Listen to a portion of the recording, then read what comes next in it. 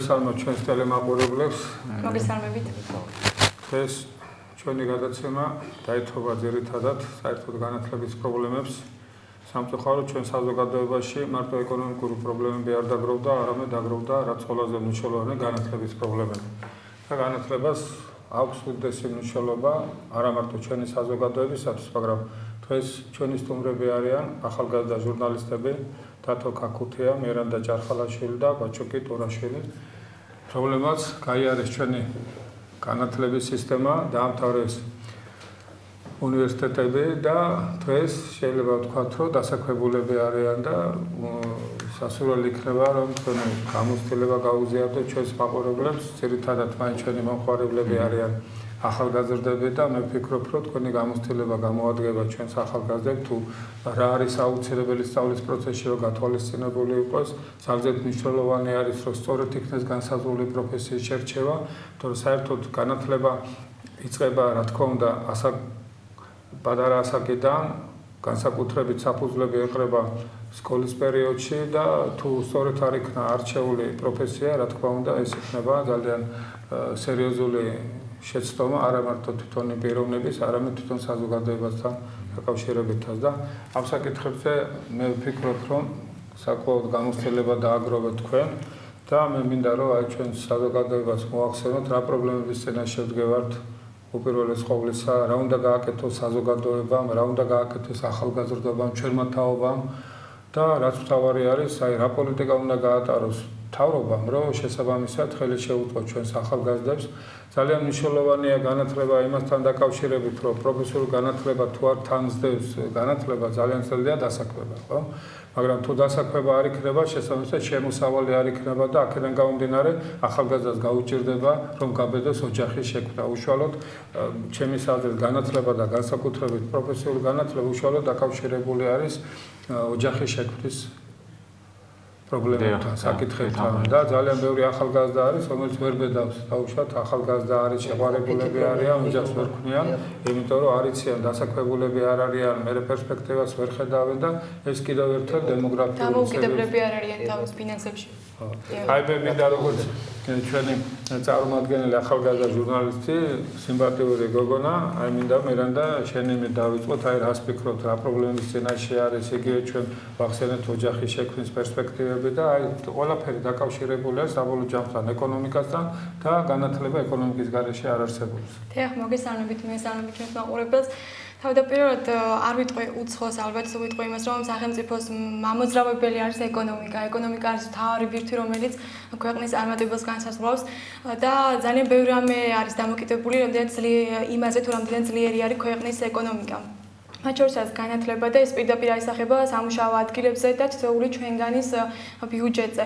თქვენ ახსენეთ ოჯახის შექმნის საკითხი ახალგაზრდებში და მე ძალიან ბევრი ჩემი მეგობრისგან მომისმენია, რომ თუნდაც ვეკითხებით, ვთქვათ, რას აპირებს, ვიცი რომ დიდი ხანია უკვე შეყვარებული ყავს, ასე ვთქვათ და მათ პასუხი არის, რომ სანამ არ მოიწყობს საკუთარ ცხოვრებას, არ გახდება დამოუკიდებელი, არ შოვის სამსახურს, მანამდე ამ ნაბიჯს ვერ გადადგამს, იმიტომ რომ არ უნდა იყოს ერთი მხრივ დამოკიდებული ოჯახზე და მეორე მხრივ ოჯახს არ აქვს ფინანსური მდგომარეობა ისეთი, რომ თქვათ შეინახონ ახალი წევრი და ასე შემდეგ. ეს ბუნებრივია ძალიან რთული პრობლემაა და ალბათ მომდინარეობს უნივერსიტეტებიდან დასაქმება უჭირთ ახალგაზრდებს იმიტომაც რომ არ არის სამუშაო ადგილი შესაბამისი, ანუ მცირეა სამუშაო ადგილი და მოთხოვნა დიდია და მეორე იმიტომ რომ განათლება მათი ვერ პასუხობს, ანუ არ არის შესაბამისი განათლება, თქვათ არ გვაქვს ძალიან ცოტა გვყავს ახალგაზრდები და ბართ, რომლებსაც აქვს ვიწრო სპეციალური განათლება მიღებული და არის თავის საქმის პროფესიონალი. რაღაც სფეროებია, რომლებიც არითო რომ თითქოს ვიწრო განათლებას, არითო ზოგად განათლებას და ბუნებრივია, ამიტომაც ვერ ხერხდება თანხმედრა სამსახურის მაძიებლების და თქვათ, ვისაც აქვს ეს სამუშაო ადგილი, მოკლედ რომ თქვათ. ვინ არის დამნაშავე ამაში? შეიძლება გამოყოფთ, აი რა უნდა გაკეთდეს უპირველეს ყოვლისა, რომ თანხმედრა შეიყოს იგივე შრომის ბაზართან და რაც ყველაზე მნიშვნელოვანია, ახალგაზრდებს თუ ჩვენ ხელი არ შეუწყეთ, რომ ოჯახების შექმნა პერსპექტიული და ამავე დროს რომ უშუალოდ დასაქმებასთან იყოს დაკავშირებული მათი ცოდნა, თავისთავად ეს სერიოზულ კრიზისს იწვევს და ამიტომაც არის ჩვენ ეკონომიკური მდგომარეობა, რომ დასაქმების პრობლემები ვერ გადავწყვეტთ. ალბათ თავარი ძირითადი ალბათ ყველაფერი მომდინარეობს სისტემიდან, მომდინარეობს განათლების სისტემას შევეხები ამ შემთხვევაში და ალბათ ბაჩოც დამეთანხმება, რადგან ჩემ ერთად ვსწავლობდით და ერთ და იგივე პრობლემას ვაწყდებოდით უმაღლეს სასწავლებელში, იგივე ეს იყო არაშესაბამისი საგნები ჩვენს პროფესიასთან, ძალიან ბევრი რომელიც არ გჭირდებოდა და ამ დროს ადგილი აღარ რჩებოდა იმ საგნებისთვის, რომლებიც გჭირდებოდა და აუცილებლად უნდა გვესწავლა და ასე შემდეგ.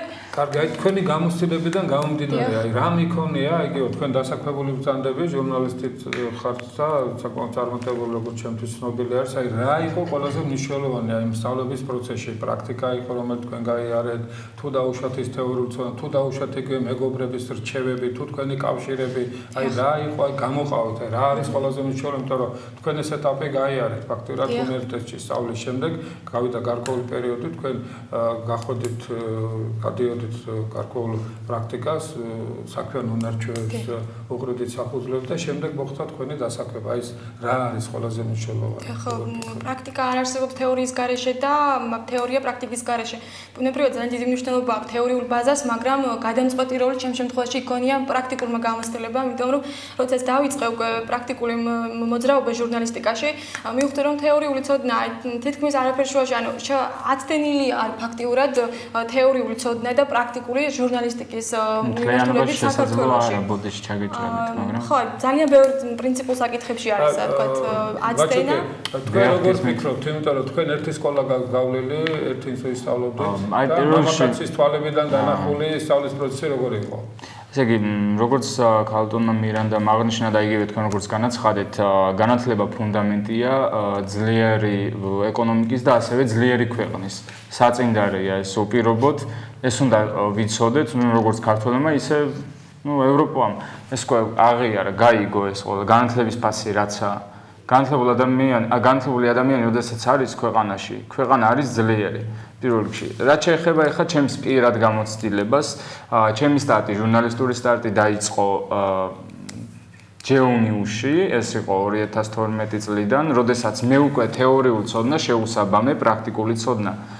და საკმაოდ ძალიან წარმატდა ეს ხო ჩემთვის სერიოზული დასწრესი იმისათვის, ანუ ვისწავლე მთავარი მოვლენის დაჭერა ახალ ამბავში თუნდაც, ეხლა კონკრეტულად რო შევეხოთ ჟურნალისტიკას და გავიგე მისი არსი, საერთოდ დამოკიდებულება საზოგადოებასთან რა უნდა იცოდეს ჟურნალისტმა და როგორ უნდა მიიტანოს საზოგადოებამდე სწორი ინფორმაცია. არ მიიტანო დამახინჯებული ოცნებია, რაც ადამიანის ცნობიერებასაც ამახინჯებს. ეს პირველ რიგში მნიშვნელოვანია. ხო, დანარჩენი ხო, რაც შეეხება ზოგადად განათლება საქართველოში ფაქტია, რომ პრობლემატურია რა. ახალგაზრდების განათლებას როგორ შეაფასებთ, ბაჭკი თქვენ? იცით, ხშირად ხდება, თუნდაც არის უკმაყოფილება ნებისმიერი უნივერსიტეტის მიმართ, მე ვსწავლობდი ერთ უნივერსიტეტში, შემდეგ გადავედი მეორეში, არ დავასახელებ ამ უნივერსიტეტებს.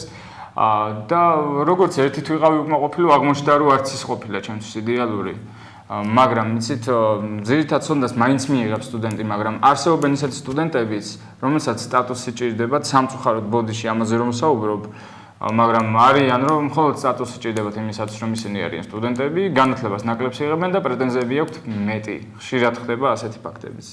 რატომ ეს არის თავისებური მოდა, იგივე მშობლების თხოვნა არის, ან ცდილობა რომ აუცილებლად მისი შვილი უნდა იყოს უმაღლესი. მე რას გაძლევთ ეს დიპლომი? გეტყვით, აი ზუსტად 18 წლის, როდესაც ამთავრებს. ვინმე თქვენ დიპლომით, ფერო სამსახური? არა, ჯერჯერობით არავის ჩემს დიპლომი არ მოთხოვია.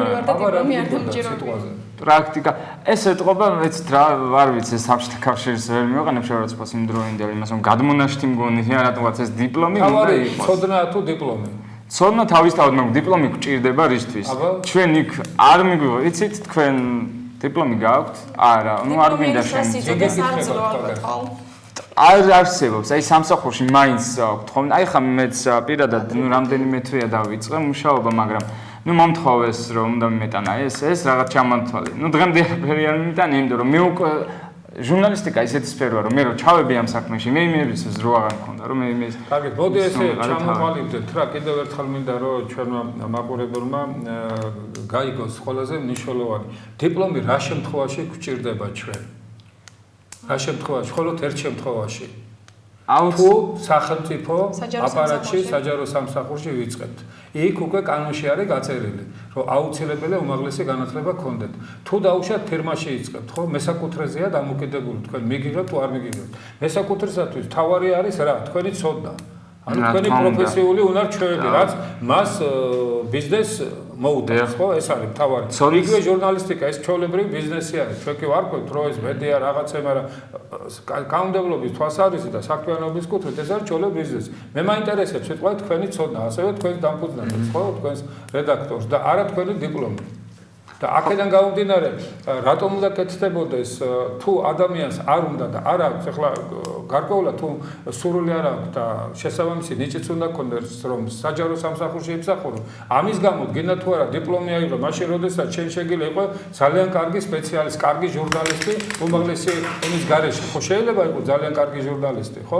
მაგრამ თუ შენი პერსპექტივები, რა თქმა უნდა, სასურველია გქონდეს უმაღლესი დიპლომი, იმიტომ რომ შეიძლება ხვალე დაჭირდე მთავრობა, სახელმწიფო საზოგადოებას, რომ იყო საჯარო პირი, რატომაც არა. მithumetes ამ სფეროში ჩვენ ძალიან სერიოზული პრობლემები გვაქვს. უბრალოდ მე მინდა გავმიჯნო, რომ საერთოდ პროფესიული განათლება და უმაღლესი განათლება, რა თქმა უნდა, განსხვავდება, მაგრამ პროფესიული განათლება უფრო წინ უნდა დავაყენოთ ჩვენ, იგივე ჩვენ ჟურნალისტებმა ხელი უნდა შეუწყოთ მის პროპაგანდას, რომ ადამიანებმა, განსაკუთრებით ახალგაზრდებმა უნდა მიიღონ პროფესიული განათლება და შემდეგ უმაღლესი განათლება, კი ბატონო, რა პრობლემაა, მაგრამ შეიძლება უმაღლესი განათლება გქონდეს და ამავდროულად პროფესიულ განათლებასთან ერთად აი მოგახსენე ბატონო ხამეთ თუ შეიძლება ჩემს აზრს რომ გაუაზრებლად ხდება ხშირად ის ბავშვი რომელიც არის 17-18 წელიწადი ეს წეგან შემიწდა საუბარი არ არის მზად რას ანუ ხშირად შეცდომ ისე გაუაზრებლად აკეთებენ გადაწყვეტილებას ხშირად შოვლების დაჟინებული თხოვნით რომ მათ უნდა ჩააბარონ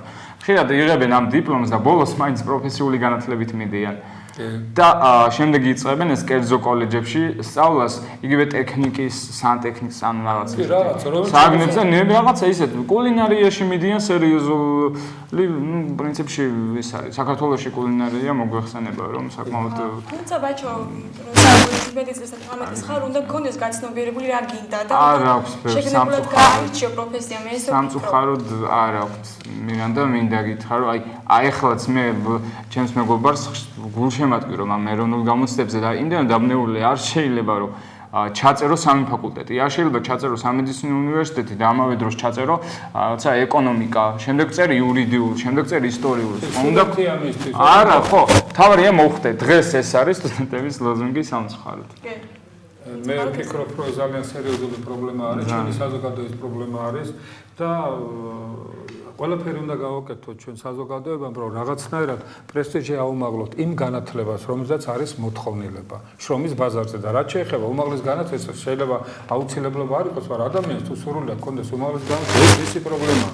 და რატომაც არ უნდა ქონდეს შესაბამისად თანხა გააჩნია, სურვილი აქვს, мотиваცია, მაგრამ უბრალოდ ყოველისა ჩვენ უნდა ვფიქრობდეთ, მივიღოთ ისეთი განათლება, რომელიც ჩვენ შეგვინახავს, რომელიც საშუალებას მოგცემს, რომ ოჯახი შევქმნათ, იმიტომ რომ თუ შემოსავალი არ გექნა, ახლა გენიოსიც რო იყო ვის რა თუნდა ისეთი გენიოსობა რომელსაც არავინ არ აფინანსებს და მოთხოვნილება არ არის ხო ახლა ადრე სხვათა შორის მე-19 მე-17 მე-18 საუკუნე მართლაც გენიოსები იყვნენ მაგრამ ისინი წერდნენ ფილოსოფიაში ჰქონდათ ბრწყინვალე ნაწარმოებები მეცნიერები იყვნენ ძალიან ცნობილი და იმათ საფუძველზე მოვიდა დღევანდელი ცივილიზაცია მაგრამ ამაში თითფულს უხდიდნენ თითფულს უხდიდნენ აი ბალზაკი რო აიღოთ ხო მილიონერი გაქვს ჩვენი განზომილებიდან გამომდინარე დავითე მე ცეხი გახსნა რა იქ იყო მიმდინარეობები დაქირავებული წერდნენ თავების მიხედვით გამიგო ეს ბიზნესი იყო დღეს წერლობა ან პოეტობა ბიზნესი კი არა გაკოტრება არის იმიტომ რომ წერენ მე ვიღაცასთან მივლენ გთხოვენ ამიბეჭდო რაღაცები და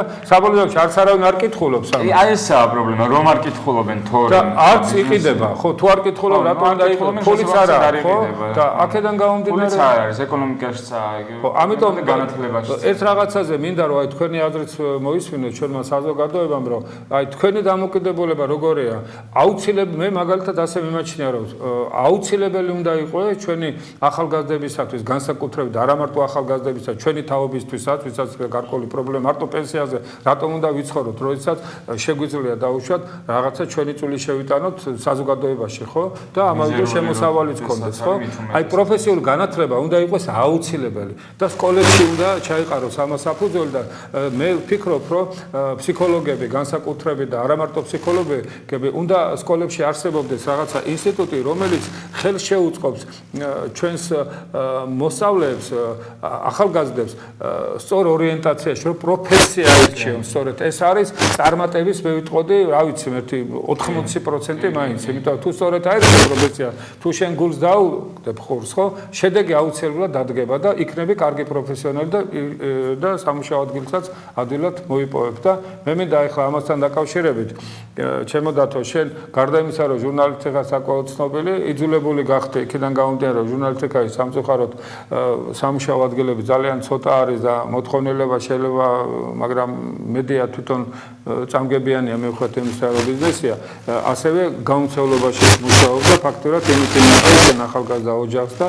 ეს არის შენი ძირითადი შემოსავლის წყარო. თუმცა შენ პროფესია ჟურნალისტი ხარ და შენთვის ეს ბევრად უფრო ძირფასი არის, ვიდრე დაუშვათ სხვა საქმიანობა, ხო? აი იგივე ჩვენ წიგნებთან დაკავშირებით ვთქვით, გაუმცემლობა უცებ ესე იგი შენთან დავაკავშირე. ესე იგი ადამიანები ბეჭდავენ წიგნებს, მე როგორც ვიცი, და შემდეგ ამას არავინ არ ყიდულობს, დებენ ფულს თვითონ ან ვიღაცასთან მიდიან და შემდეგ თქვენ გაუმცემლობაშიც ხართ. აი ჟურნალისტიკა და გაუმცემლობა მინდა რაღაცეებს ერთმანეთს დავაკავშირო და გისცემთ, აბა რა სიტყვით. ჩვენ ბევრი ვისაუბრეთ ამ საკითხზე. რა თქმა უნდა, ეს ისეთი თემა არის და ძალიან კარგია, რომ ახალგაზრდებმა ძალიან კარგად მისცეს მიმართულება ამ თემას. რა თქმა უნდა, დიპლომანია მე ეხა გუშინ თუ დღეს ინფორმაცია ძალიან მომეწონა, ესე რომ ყველა საბავშვო ბაღში უნდა იყოს ფსიქოლოგი და ეს უკვე არის განათლების სამეცნიეროს მიერ მიღებული და მივესალმები. აგრეთვე მეც ამიკითხავს ფინეთის განათლების სისტემა როგორია და სკოლა როგორ უნდა იყოს მორგებული ბავშვზე და არა მასწავლებელზე, სკოლა ბავშვზე მორგებული და რა თქმა უნდა ჩვენთანაც უნდა მოხდეს ისეთი რეფორმები, რომელიც რა თქმა უნდა არ დიპლომანიას მე აბსოლუტურად არ ვეთანხმები. ჟურნალისტიკაცა და პრაქტიკული, მაგრამ არის ისეთი სპეციალობები, რომლებიც არის სხვა საჭირო არის იქ თეორიული ცოდნა და უფრო თეორიული შეიძლება დაუშვათ ენათმეცნიერები. რა თქმა უნდა, გაუნცემლობის საკითხი ბატონმა ჰამლეტმა ძალიან კარგად იცის და ჩვენ არაერთხელ ვისაუბრეთ, მთავარი არის დღეს წიგნების პრობლემაც კი იყო. დაუშვათ მე რამდენადაც ვიცი, სტუდენტები ჯგუფი კურსი ყიდულობდა ერთ წიგნს და მე ამ ერთ წიგნს ამრავლებდნენ და კითხულობდნენ ასე, იმიტომ ცვირად ხელმისაწვდომი არის წიგნი. ეს ერთ-ერთი საკითხია, რომელიც რა თქმა უნდა მოსაგვარებელია და რაღაცა იმდენად ფართო სპექტრია განათლების სისტემა და იმდენად სათუთი თემა არის, რომ ჩვენ დაუშვათ მაშინაც იყო ესეთი წინა ხელისუფლების დროს მანდატურების და იქ მენტალური პრობლემასაც კი შეეხო და როგორ შეიძლება რომ ბავშვი მიაჩვიო აპატიეთ გამოთქმისთვის და ჩაშვებას ეს იმას ნიშნავს, მაგრამ თუ გვინდა ჩვენ ვიცხოვროთ ევროპულ ოჯახში, ჩვენ უნდა გავითვალისწინოთ, რომ უნდა გავიზარდოთ და უნდა ვიყოთ იმ პროფესიის, მოდის დრო ისეთი, რომ უნდა დააფასდეს ამ ბოლოს და ბოლოს სულ ნეპოტიზმით და სულ ამით ქვეყანა დაგვენგრევა თავზე ჩემი აზრით. ამიტომ უნდა დააფასდეს პროფესიული ცოდნა.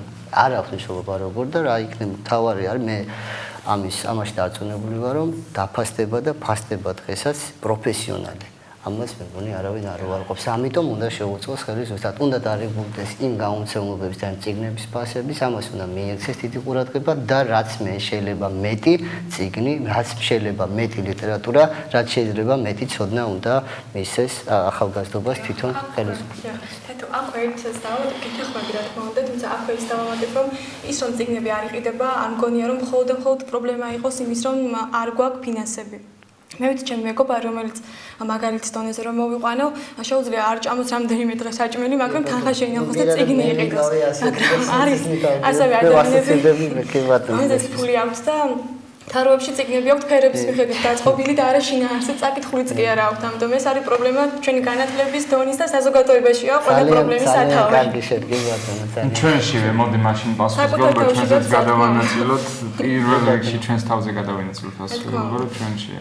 მაგრამ თუმცა იცით რა, მე მაგალითად ბიბლიოთეკის ინსტიტუტის მომხრე უფრო ვარ, მე პირადად წიგნებს, ну რა თქმა უნდა ვყიდულობ რაღაცა დოზით, მაგრამ უმრავლესში ჯერ ესეთი ძვირი არის, ნამდვილად არის ძვირი და მეორე კიდე ვიღებენ ბიბლიოთეკას პირველ რიგში. ხო, ну ეს აქციების დაიწყო თქვენი თაობისისთვის ეს ის არის მოხეტიალე სახლი გახდა საჯარო ბიბლიოთეკა. ხო, მე პირადად მოხეტიალე წიგნები ან დაუშვათ წიგნებით დახმარება, წიგნები რაღაცები არის სურვილი როდესაც გაგიცით. ხო, შეიძლება დაინტერესებას იწვევს ეს მოხეტიალე წიგნები რა პროგრამაში მესმის ინტერესი იწვევს, მაგრამ ინტერესი რომ გამოიწვიოს შეიძლება იმის წაიკითხოს, მაგრამ შინაარსი და ყველაფერი მიუძღვნელი იყოს და აუქმებელი მის. რა მაინტერესებს Pachuke. საერთოდ ახალგაზრდები რო საუბრობთ ხოლმე ხა სიყვარულზე და პოეზიაზე არ საუბრობ. აი საერთოდ რაღაცა მაგ საკითხებს წამოწევთ ხოლმე და უშუალოდ იგივე რაღაცა თქვენ წაიკითხეთ რაღაცა წიგნში არა. თუ საერთოდ სხვა რაღაცებზე საყოფო ცხოვრებო რაღაცებზე და უშუალოდ დღეს რაღაცა მოხდა, რაღაც ინფორმაციებთან დაკავშირებით გაქვთ ხოლმე ურთიერთობა? აი როგორ არის? ჩვენ მაგალითად საუბრობდით ხოლმე განსაკუთრებით როცა ხვდებოდით, სუფრაზოვდებოდით, რაღაცას მოუყვებოდით, აი იქ მე მახსოვს ჩემი მეგობრები მაშინ მე მგონი მოსწავლე ვიყავი ერთ ძალიან უყვარდა კითხვა მეც ვიყვარდა მაგრამ ის ეთყობა ჩემზე კარგად კითხულობდა და ბევრს კითხულობდა გვიყვებოდა ხოლმე სამუშკეტერს რაღაცა ყველა გასასვლელები ვიყავი და ჩვენზე ბედნიერები არავინ არ იყო როდესაც ჩვენივე მეგობარი გვიყვებოდა თავის საკითხულ წიგნს და ერთი სული ქონდა მაშინ არ ეშოებოდა სხვა ჩვენ მივხვდით იმისა რომ საბჭოთა კავშირის პერიოდში მილიონობით წიგნი იბეჭდებოდა ხო ისეთი წიგნი როგორც სამუშკეტერი დიუმას რაღაცა დეფიციტი იყო არ იყო დეფიციტი იყო უბრალოდ და ყველას არ მიუწვდებოდა იმიტომ ძირითადად პროპაგანდისტულ ლიტერატურაზე ქონდა აქცენტი აღებული მაშინდელ თავრობას და აი რა სიტყვა აი რაზე საუბრობთ ხოლმე არის თუ არა დაუშვათ შენ რო წაიკითხე რაღაცა და ამას გაუზიარებ და შენ ამით გარკვეულ კვაღოფილებას კი აი პირველ რიგში თუ მკითხველი ხარ და ქსიავნებს სიგნის კითხვა შეუძლებელია ის ემოციები რა თქმა უნდა ეგოისტი ადამიანი როდესაც გაიმკითხველია თავისთვის ამ ცოდნას და მიღებულ რაღაც სულიერ იმას ცოდნას თავისთვის იტოვებს მაგრამ ემოციები დატვირთული მაინც შლის შენს ფანტაზიას იგივე მეგობრებში.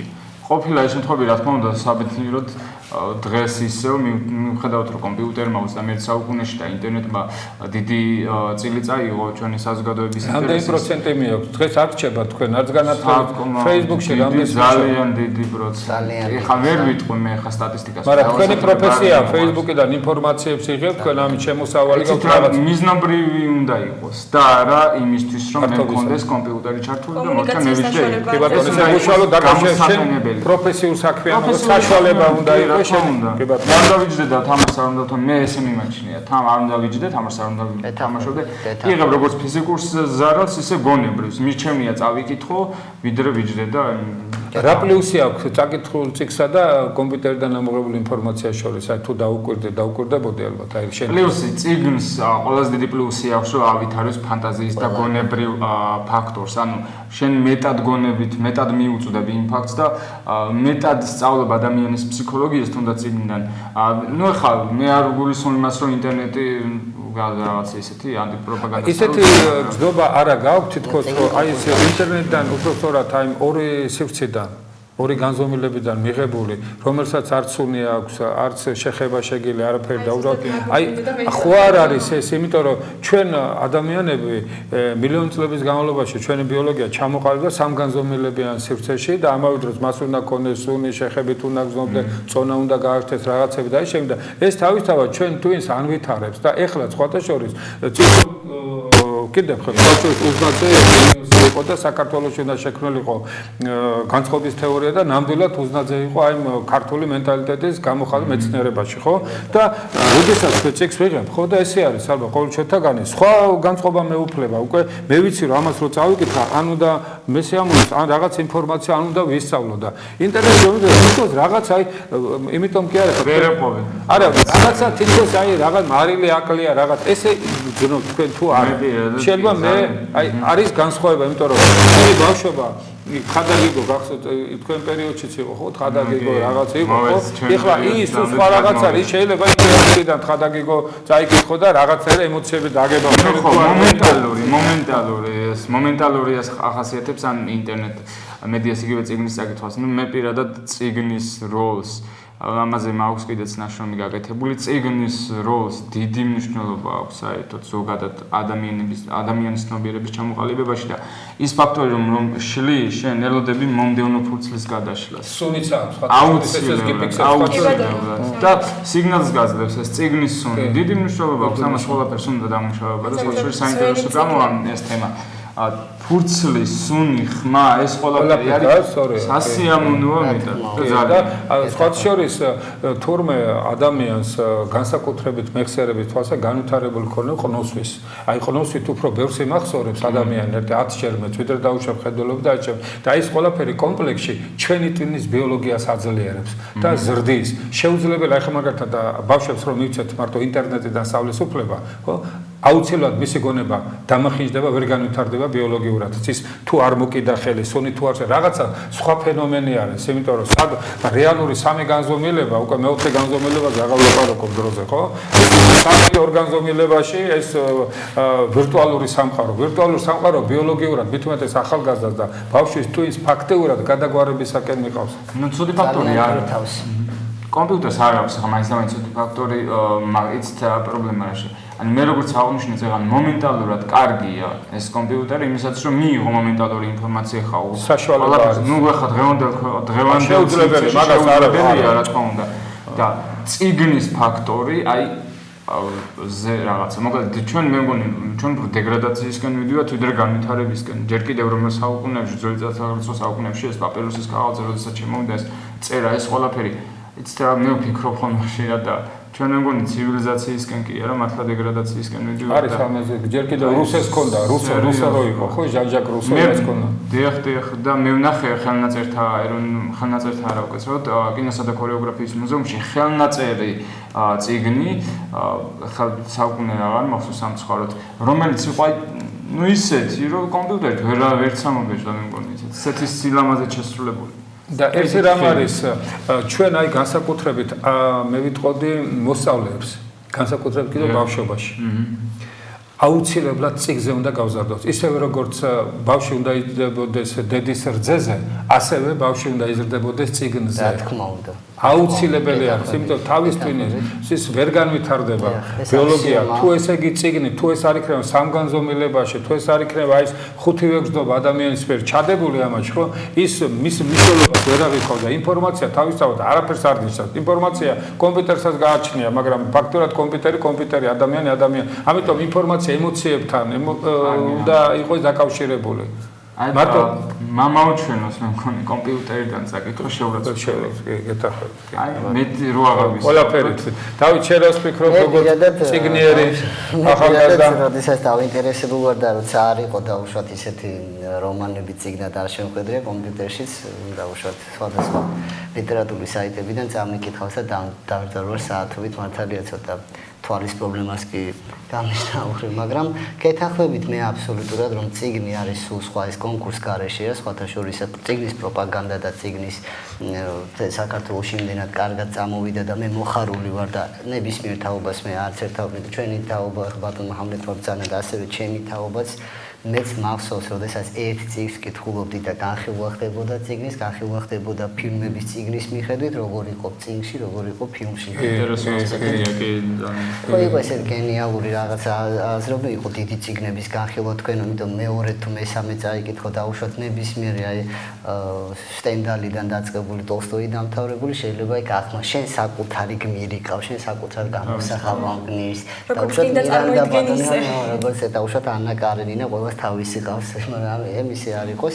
წიგნს უფრო სხვა ის აქვს, წიგნია ბოლოს და ბოლოს ეს არის. თუმცა მე კიდევ ერთხელ ვიმეორებ, რომ კომპიუტერიდან დაუშვათ იმდე არის ისეთი გამოცემები, სიტყვაზე ხა თანამედროვე იმაში მე დავინტერესდი და არ ყოფილა დაუშვათ ძმები თორაძეებზე დაუწერია დას ეს ცნობილი ამბავი იყო და წიგნი პატარა ეს მოთხრობა ჩავიკითხე, ცელი მოთხრობა არის და ჩავიკითხე ინტერნეტით და ერთი იმით წავიკითხე არის ისეთი წიგნები, რომელსაც მე უბრალოდ ისეთი ნაწარმოები, რომელიც არ არის წიგნად გამოსული და გიწევს საიკითხო კომპიუტერში, თუმცა ეს რომ აკეთონ ამაზეც მეც ეხლა მე ეს საკითხი იმიტომაც ამოვწერე რომ თვითონ წიგნი მიყვარს თავისი ხო დავით შენ გახსოვდა ახსოვ ჩვენს სტუმრებსაც თუმცა სტუმრები არ ახართ თქვენ ასეთი დამოკიდებულება იყო გახსოვს, რომ იყო ელექტრონული ვერსიები ციგნების და ასეთი გამართლება მოუძებნეს, რომ ძალიან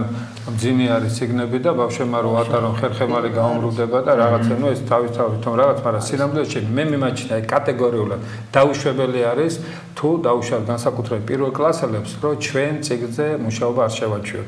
ეს არის დაუშვებელი, ეს არის მათი ტვინის ბიოლოგიისათვის დამღუპელი. მე ვამბობ გულწრფელად, ესე იგი ჯობია რომ 1-2 ციგნი ზურგით ატარონ და იგრძნონ მისი წონა და მისი ფასის, რომ ხელი მოკიდონ, სუნი, ყველაფერი ეს მათ ცხოვრებაში იქნება უნიკალური და იმიდან ნასწავლი კომპიუტერიდან და აიპადებიდან და რაღაცა ეს არ იქნება სრულყოფილი ცოდნა და ვერ გამოიწვევს ბავშვი ვერ ტვინის ფუნქციის განვითარებას. კულტურა იყო ბატონო ჰამლეტ, აი სკოლაში ჩვენ გვამოწევდნენ რამდენად სუფთად ულიდით ციგნებს.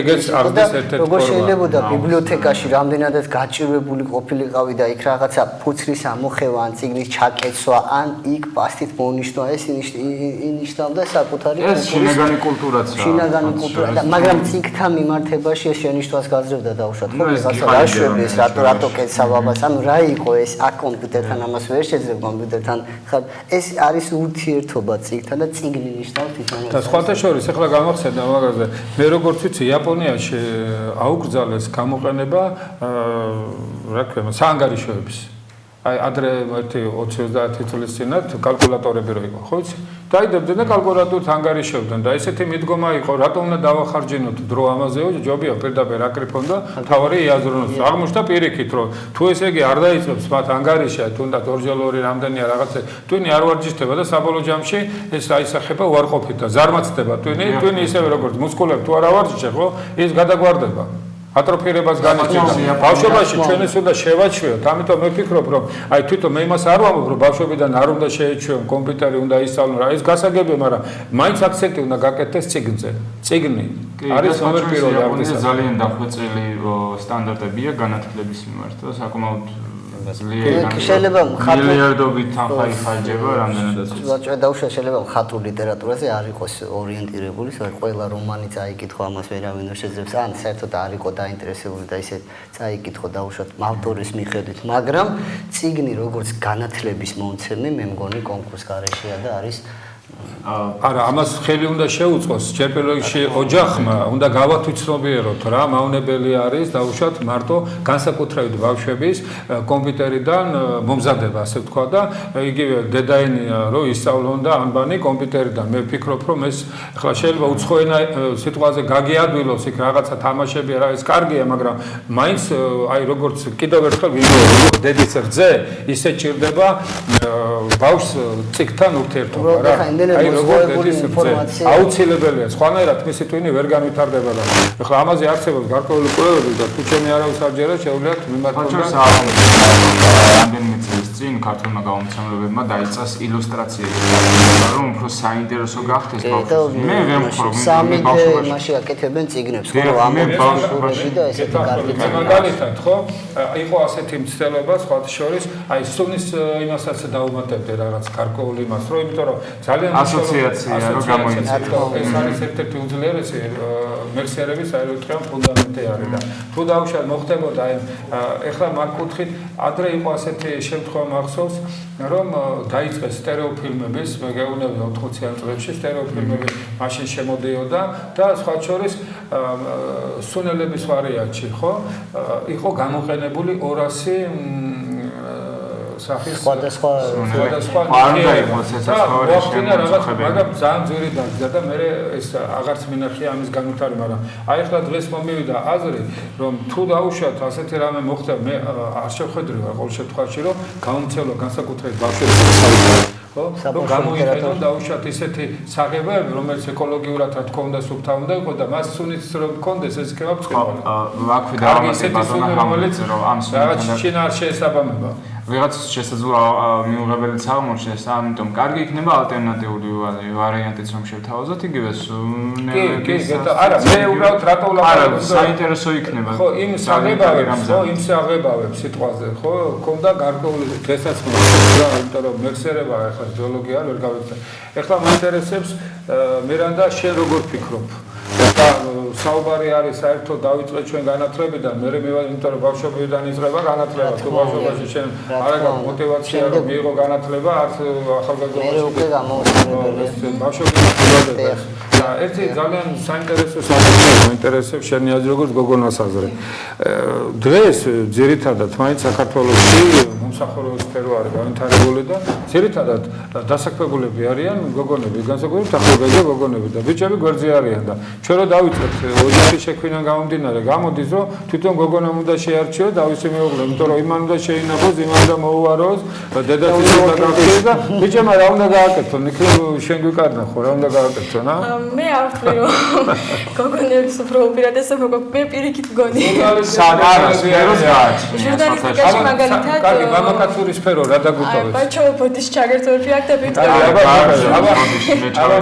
ჟურნალისტიკაში პირიქით არის, ბაჩო ერთად მუშაობთ და კონკურენციას მიწევდა სერიოზულს, იმიტომ რომ ბიჭებზე მოთხოვნა ამ სფეროში. და ზოუმრავლესობა რა თქმა იყო ეს ფოტოშოვის ჟურნალისტიკაზე ჩემს ვიტყვი, ალბათ იმიტომ რომ ბიჭებს როგორ თქვა, ანუ ეხამუშებათ ჟურნალისტობა, ძალიან ცუდი დამოკიდებულებაა. ბევრი არ კადრულობს რომ იყოს ჟურნალისტი მიკროფონით ირბინოს და ვინმე ჩაუსაფრდეს და ინფორმაცია მოიძიოს. ძალიან ცოტა ამ სიტუაციებში ჟარგონზე რო ვთქვათ, ეხლა რა თლად ეგრე არ არის მარტო. მე ვიცი ძალიან ბევრი დამოკიდებულება და ამიტომ ვამბობ თუნდაც ინტერვიუებს ვისგან ღებულობთ თქვენ ძირითადად? პოლიტიკოსებისგან პოლიტიკოსები ვინ არიან? მამაკაცები? ძირითადად კი ბატონო. მე მამაკაცებს ვისთან უფრო სიამოვნებთ ურთიერთობა კაცებთან თუ ქალებთან? ვიცი. მე ვფიქრობ პროფესიონალთან ეს განაპირობებს მეთქი, იმიტომ რომ ჟურნალისტიკის სფეროში აბა მოკლევი აბა თქვი. მედია დამსახურებლები უპირატესობას ბიჭებს ანიჭებენ, არ ვიცი რატომ, მაგრამ დიახ, ესია. ნამდვილად და თუნდაც ჩემი ჯგუფელი ბიჭებზე ვიტყვი, მათ დამოკიდებულებიდან გამომდინარე ვამბობ იმას, რომ მათ მოდი ჟარგონზე ვუტყდებათ ჟურნალისტობა და ურჩევნი ამბობენ, რომ შემთხვევით მოვხვდი ამ პროფესიაზე და ირჩევენ სრულიად სხვა მიმართულებას. ხო, 4 წელი სწავლობენ, მე აღმოჩნდება ეს ყოველთვის ასე ხდება. არ მარტო ჟურნალისტიკაში, სხვა შორის ბატონო ჰამლეტ ეს ხშირად ხდება, რომ შემთხვევით ნუ არის. 4 წლის მერე აქ რატო ვსწავლობდი? ყოფილა 2 წლის შემდეგაც. ჟურნალისტიკას ეს არის საოცარი. ისე კარგია, 4 წლის მერე რომ მაინც მიხვდები შენი საქმე რომ არ არის და არა სიბერეში, როდესაც კი არაფერი, ნუ მე მოხცებს არ ვარ შევეცვალოს, მაგრამ ანუ როცა უკვე ნაკლებად გაქვს შესაძლებლობა იმ ყველაფერს, რაც ახალგაზრდას აქვს რესურსებში. კარგია რომ მაშინ მაინც მიხვდები. ეხლა რომ გავაგზავნოთ, ეგ ძალიან სერიოზული თემაა, შენ არასერიოზულად ეკიდები მაგ საკითხს, მაგრამ მე ვხედავ რომ დღეს სამწუხაროდ საქართველოში ძირითადად ბანკები, მომსახურების სფერო, მარკეტინგები და ასე შემდეგ, მაღაზიები და საერთოდ იგივე გარევაჭრობა მარტო რატომ მაჩვენი აბა სად არის ძირითადად ერთადერთი რასაც მე ვუყურებ, ეს არის პოლიტიკა, სადაც გენდერული თანასწორობა საერთოდ არ არსებობს, არის ასევე საჯარო სამსახურში, სადაც ძალიან დაბალი პროცენტი არის ქალბატონების, დანარჩენ სფეროში სპორტშიც 70%, კი ბატონო, 70%-ზე არანაკლები ასე ვთქვათ, არიან გოგონები და ქალბატონები დასაქმებული. აი, ამას ეს კარსორია? აი, რა ხდება? არ ვიცით, ეს არის მოთხოვნა, ფაქტია, ითხოვს ვაკანსია ცხადდება, იკითხავენ, თქვა, ამასაკის გოგონა გვესაჭიროება და ბუნებრივად ბიჭი ვერ გააგზავნის ექსელის. აზრი არ აქვს. ეს ალბათ ბაზრის მოთხოვნები არა. აი, სწორედ მაგაზე არის საუბარი, რომ ჩვენ თუ აი ამ კუთხით საზოგადოებამ არ გავათვით ცნობიერად, რომ ასეთი დამახინჯებული პროპორციები დაუშვათ დასაქმებასთან დაკავშირებით. მე ხლა თქვენ გიკვირთ ხოლმე, რომ აი ახალგაზრდა ბიჭებმა რატომ დაკარგეს ის თვისებები ჯენტლმენობიდან და ყველაფერიდან გამომდინარე, რაც დაუშვათ გოგონებს მოგწონდა რაღაცა. რა ხდება? ხდება ის, რომ გოგონები უფრო სწრაფად საქმდებიან, გოგონებს უსწრებად შემოსავალი, ბიჭები სამწუხაროდ ვერ საქმდებიან, აქედან გამომდინარე ვერ ბედავენ რომ ოჯახის შექმნა მიუხედავად იმისა, რომ სურვილი აქვს, мотиваცია აქვს ყველაფერი და მე აგერ გამოდის ობამა და გვეუბნება, რომ ერთსქესიან ქორწინება დაუჭიროთ ხარიო. გამიგე და ხო, აქედან გამომდინარე მე ვფიქრობ, რომ ეს ძალიან სერიოზული პრობლემა არის. მამაკაცური პროფესია სამწუხაროდ საქართველოში გააკრეს, არ ვიცი მე შეგნებით გააკეთეთ თუ შეუგნებლად, ფაქტობრივად მამაკაცური პროფესია რა დატოვეს? ქართლები აღარ აქვს, ხო? ქართლებში ახლა ნაკლები გოგოები მუშაობდნენ, ხო?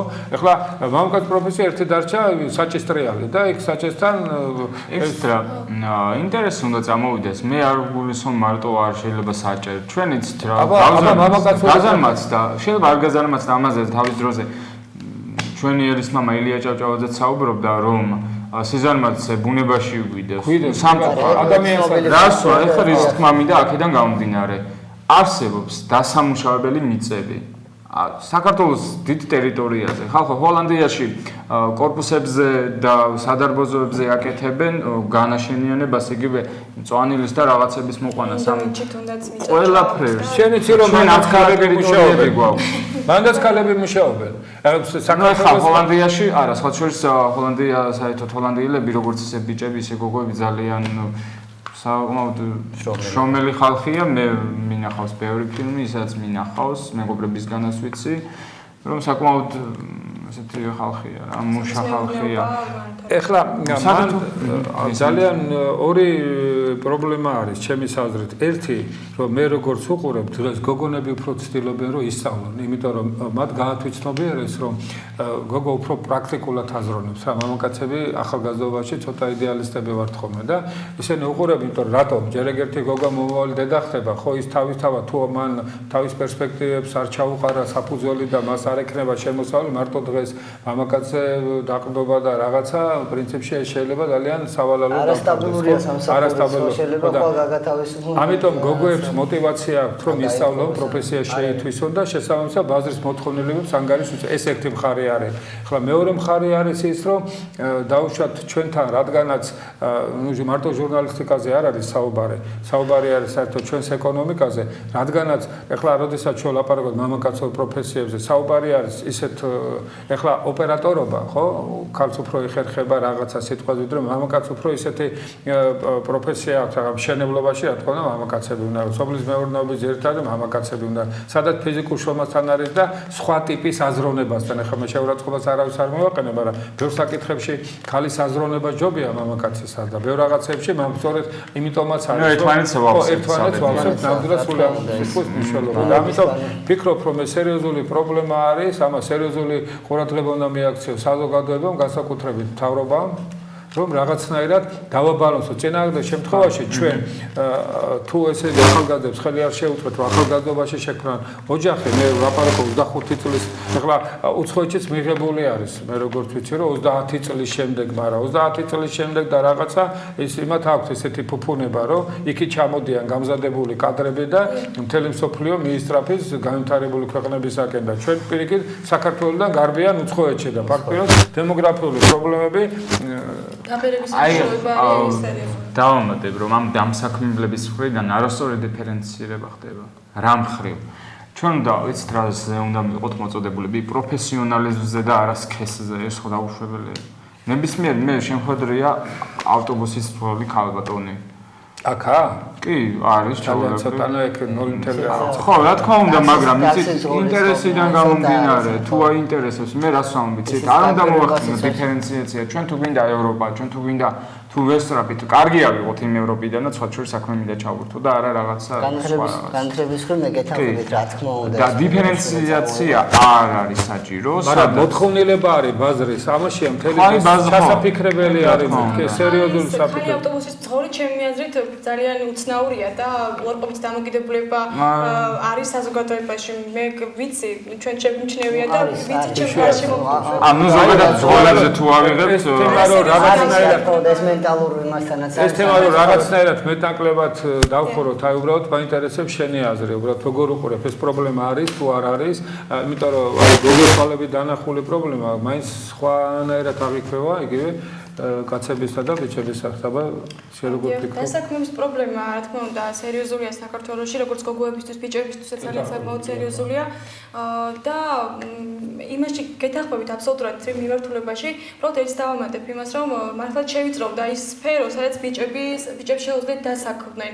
ალბათ მშენებლობაა ერთ-ერთი და წარმოება, თუმცა რუსთავის მეტალურგიულ ქარხანაში ვიყავი პრეს ტურზე ამას წინ და ქალები მუშაობდნენ როგორ თქვა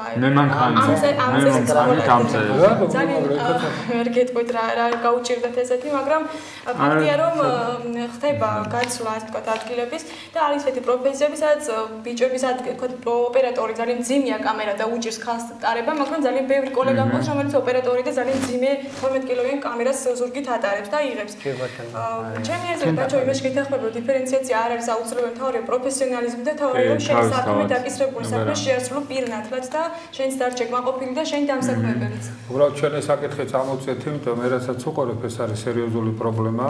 აქ რაღაც ახლა კი არის გენდერულ თანასწორობასთან დაკავშირებით, მაგრამ შენ ახლა ბიზნესმენს ვერ იმას აიძულებ უბრალოდ მოთხოვნილება არის და ეს მოთხოვნილება ჩვენ არ მინდა ახლა ფსიქოლოგიური გავშალო მთელი სპექტრი რამ განაპირობა ეს განაპირობა ახლა ჟურნალისტიკაში გასაგებია მე მინიშნებები გავაკეთე, მაგრამ სხვა სფეროსთან მიმართებაში როგორიც არის საბანკო რაღაცები, სადაც 1 კვადრატული, 9 კვადრატული მეტრზე ერთი ადამიანი არის და ის ასრულებს შესაბამის რაღაც სამუშაოებს, ოპერატორია და რაღაც 9 კვადრატული მეტრიც არ უკავია. ესე იგი ისე გაიაფეთ, რომ არის ჩარლი ჩაპლინის კონვეიერი გვეგონება რა, უკვე იმ დონეზე მიიყვანეს და ეხლა იქ ბიჭები უფრო გოგოები უფრო მომთმენი არიან ბიოლოგიურადაც ისედაც უფრო ადვილად ექვემდებარებიან დაუშვათ გარკვეულ ზემოქმედების რაღაცები და შენ ნაკლებად პრეტენზიულები არიან. ამეგედა ეს სწორედ აი ის არის რაცაც არ უნდა აკეთებდეს, მაგრამ ფირმებს ჩვენ ვერ აუგზავნოთ, მაგრამ ყოველ შემთხვევაში ეს რო პრობლემა არის უნდა შევხედოთ კი ყოლებში და ეს პრობლემა ჩვენს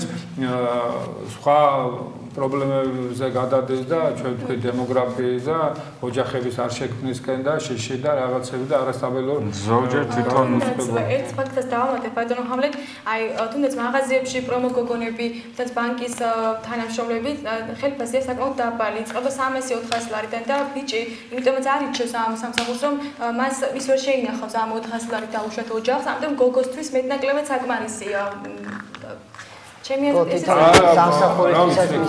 არა, საკამათო არის ახლა, იმიტომ რომ როდესაც არაფერი არ აქვს ადამიანს, 200 ლარი კი არა, 100 ლარი ცეკვია და უფრო მაღალანაზღაურებადი კი, მაგრამ სად არის ეს მაღალანაზღაურებადი? სად არის? არა. ამასობაში დრო გადის, იცი რა, შენ ზიხარ და 200 ლარზე ამბობ უარს, რაც ბაზარზე არის არსებულია ძალიან მინიმალურია, მაგრამ ამ დროს შენ ხდები ესე. ის სხვა შორის დასწესია მთავარი, იმ 200 ლარით რო დაიწყებ. შემდეგ სხვა ეტაპი მოდის იმ 200. მე შეიძლება 1000 ლარზე გადახვიდე და 100.000-ზე და მე ისევ დაეცეს. ეს ჩვეულებრივი ამბავია როგორც ეკონომიკაში, ისე ბიზნესში. ამიტომ ფსიქოლოგიურად ვერ უძლებ და იცი ზოგჯერ პირობებიც არის, იცი საქართველოში ხშირად მე მუშაობია ესეთი სტრაფსკოების ობიექტებში, სადაც დალაგებაც მიწევდა, რაც ჩემს არავითარ პრობლემას არ წარმოადგენდა და მაგიტო აღნიშნე დიფერენცირება და დაყოფა არასწორია. ეს იგივე ძალიან ისე. კიდევ ერთი საკითხი.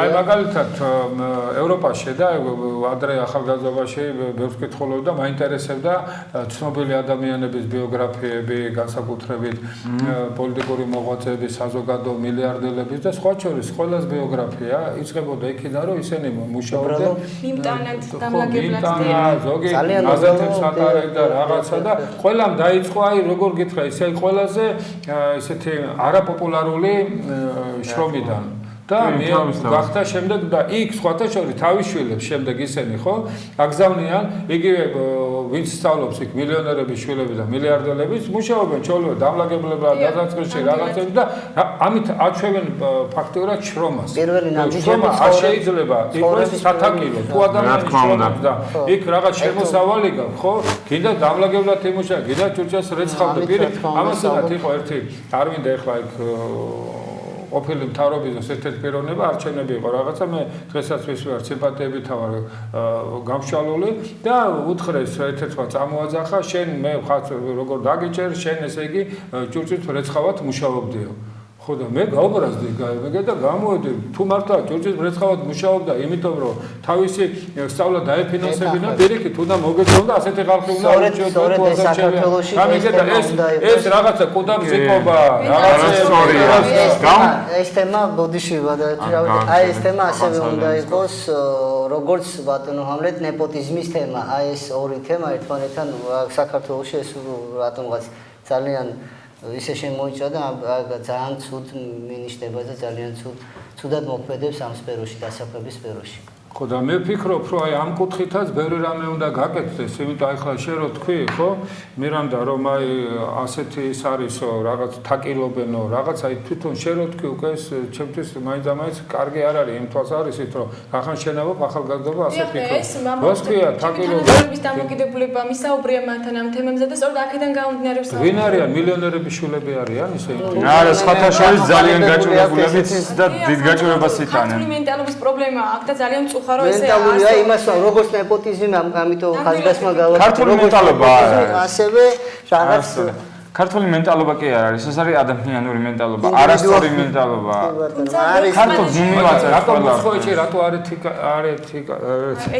იცით რატო დამოუკიდებლად არიან მეტად. დამოუკიდებლო ცხოვრებას აჩვევენ ბავშვობიდანვე იციან. ბავშვობიდან რაღაცა მინდა ვთქვა დიდი ბოდიშ რაღაცა რომ არ მინდა რომ ეს გამოჩეს ისე მომიწია რაღაცა რომ ჯიხურში მეორე თუ იმუშავე არ ვიცოდი იქით ვალი დამედო და მე რომ ნაცნობები ხედავდნენ თვითონ გამომეტყვა დავით შენ აქ რა გინდა და რომ დათო შენ ხო კარგად წერდი ესეთი აი ვიფიცები რომ გაივლიდნენ ესეთი როგორი სახე რატო დგახარ აი ვატარი ჯიხურები აი შემიძლია დავფიცე და იმათი სახე ვინც მისდობდა და ზოგი როგორ მიყურებდა იცით რომ ვაიმე ამას რა გაუჭირდა და მე ლაპარაკებოდა რომ ფსიქოლოგიურად სხვა რო ჭესო ჯიხურში დგას ამას მიცდობდნენ მე ახლა ვასწავლებს არ წვედი ამ დროს შეიძლება ჯიხურში პროფესორზე მეტი ხელის შემოსავალი ქონდეს რა არის ამას თუ მაგრამ მენტალურია როგორც ამიტომ ეთახები და ვაიმე შენ ხო დათო აქ რატო ხარ დათო რაღაცა ის ხო გაკვირვება და აფროს მე რატო ბოდიში მე ხაც უნდა ჩავშტე ისე არ მეთქვა ჩემე პირადად და უამრავი ასეთი მაგალითებს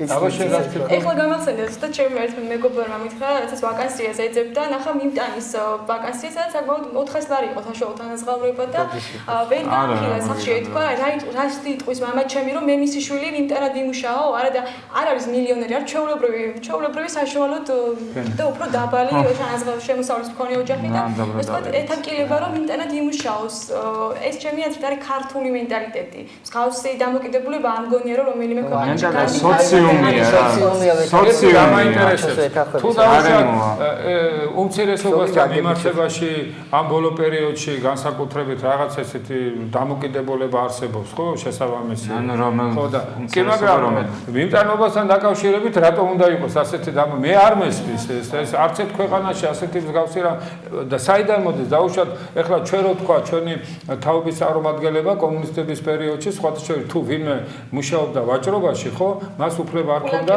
რომ კარიერა გაიკეთებინა რა იმტვიჩი ბლოკავდა რა არ შეგეძლო ხელმძღვანელი ყოფილიყავი რაღაც ვაჭრობაში თუ ვინმე მუშაობდა დამთავრებული იყო ნუ გასაგებია რომ იყო ორდაწილად რომ ის საქმოსანია გელეცია ჩვენ ეს ვითომ ვიღაცები ისინი იყვნენ რა თავადები და რა მაგრამ ეხლა ხო ესეთი მდგომარეობა აღარ არის და რატომ უნდა იყოს საიდან მოდის ეს იმიტომ რომ თქვენ ახალგაზრდა თაობა ხართ ხო და არ გაგიuliათ ეს არც კომუნისტური ის რაღაცა ეგრეთ წოდებული ფასეულობები და დიახ თუმცა ამ შემთხვევაში ალბათ ეს პრობლემა სწორედ მშობლების თაობიდან მოდის.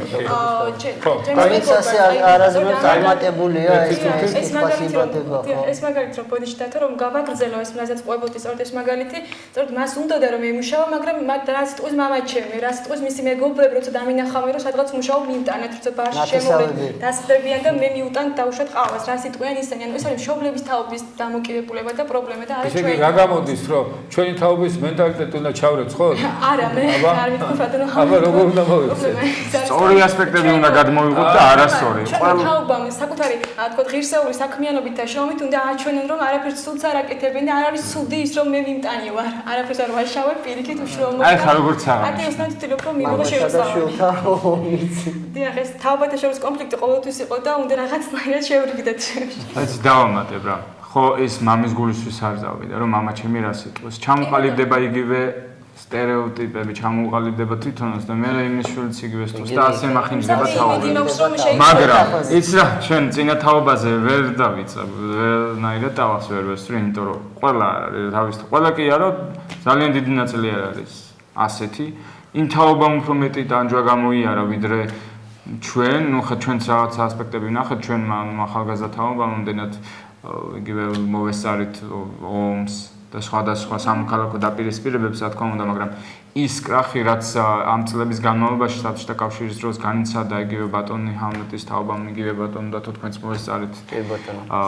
ძალიან განსხვავდება რა და იცით რა მარტო ვისაუბრებთ აი წინა თაობის რაღაცა ნაკლებზე არა, ნაკზე არ იმაზე ვსაუბრობ, ეს არის იცი რა ყველა მირანდა გეტყვი რა თქმა უნდა დღესაც უარესად დამახინჯებულია ბევრი ახალგაზრდის გონება ვიდრე იმ დროინდელი საბჭოთა კავშირის დროინდელი თაობის ყველას არ ეხება ერთად ხო რა თქმა უნდა ჩემო ვაჩოკე სხვა შორის როცა ვლაპარაკობთ უფროს თაობაზე ხო თქვენთვის ძალიან ადვილად აღსაქმელია იმიტომ რომ ეს უფროს თაობა თქვენი მშობლები არიან თქვენთვის ეს გასაგები არის და ამიტომ მე ვფიქრობ რომ აი ის დამოკიდებულება რომელიც არსებობს იგივე პროფესიასთან დაკავშირებით იგივე თქვენს დასაქმებასთან დაკავშირებით და ის არასწორი დამოკიდებულება რომელიც მშობლების მხრიდან მოდის რაღაცნაირად რა თქმა უნდა თქვენ გაგიჭირდებათ იმიტომ რომ შვილებისაგან მშობლები შენიშნეს მაინც და მაინც კარგად ვერ იგებენ ძალიან ცოტა ისეთი მშობლები და ძალიან ცოტა მსგავსი კულტურა რომ დაუშვათ შვილების შენიშნები მათ აღიქვან დადებითად რა ყოველთვის ახალ შვილი არის მე რაღაცა და ასე შემდეგ ხო თამადა ისეთი მშობლები და ეს მიღებულია ეს კავკასიური კულტურა არის და ქართული მათ შორის. მაგრამ მეორე მხარე არის, რომ რაღაც საზოგადოება უნდა ცდილობდეს როგორმე აი ეს კულტურა, თუნდაც ის ჩვევები, რომელიც ხელს უშლის დღეს ჩვენი ახალგაზრდების აი თანამედროვე თვალსაზრისით აღზრდას, რომ დასაქმება ნომერ პირველი ამოცანა და რომ მას უნდა კონდეს არა დიპლომი, არამედ პროფესია, რომელიც უზრუნველყოფს მის შემოსავალს, ოჯახის შექმნაზე აიჩემს და თუ უმაღლეს განათლებასაც მიიღებ, რა ჯობია ამას. მე ვიტყოდი ასე, რომ პირიქით ხელი უნდა შეუწყოთ უპირველეს ყოვლისა ჩვენ ახალგაზრდებს, რომ ფეხი მოიკიდონ ცხოვრებაში და პროფესია გქონდეთ ისეთი, რომელიც მათ გამოადგებათ და არაც არელი დიპლომი, რომელიც მე მჭირდება. განათლება მშობლებს კი არ უნდა ჭირდებოდეთ. თქვენ უნდა გჭირდებოდეთ თქვენი მომავლისა და თქვენი დასაქმებისას. ეს არის ჩვენი მთავარი ამოცანა და ჩვენი საზოგადოების ხოდა. აი თქვენ ახლა რა სიტყვით ჩვენი დრო იწურება და აი დავიწყოთ ისევ შენგან. აბა? პირველ რიგში მოუწოდებთ ჩემ ახალგაზრდებს, ჩემს თაობას, ახალგაზრდებს, რომ რაც შეიძლება მეტი იკითხონ, იმიტომ რომ კითხვა არის ერთადერთი საშუალება იმ დანაკლისის შესაძლებლად, იმ თავისუფალი და ცარიელი დროის შესაძლებლად, რაც აქამდე გამოვიარეთ და უქმად დავკარგეთ. ასევე ჩვენი თემიდან რომ გამოვიდე, მათ ასევე მეგობრულად ვურჩევდი, რომ მიიღონ სწორად აირჩიონ პროფესია, გამომდინარე ბაზრის მოთხოვნებიდან და რეალობიდან, სადაც ცხოვრობთ და არა თქვათ მოდიდან, ტენდენციებიდან გამომდინარე, მიიღონ ვიწრო სპეციალური განათლება და შეიცადონ რომ ბაზრის მოთხოვნებს მოირგონ და ის იქნება ერთადერთი კეთილი ყველაზე სწორი გამოსავალი, რომ დასაქმნე და მიღებული ცოდნა და დახარჯული დრო და თანხა იქნა სწორად გამოყენებული მომავალში და ისინი მათ შექმნან საკუთარი მომავალი სწორად. გაჩოკე შეიძლება სიტყვები? მე პირიქით მიმაჩნია მერან და იცი რა მე ვერ მოვერგები ვერაფერს. პირიქით მე უნდა ხო არა რა თქმა უნდა თუ შეიძლება გავშლი ამ თემას ხა დრო იწურება და მაშინ შევამოკლე ბატონ ჰამედ რადგან ასეა.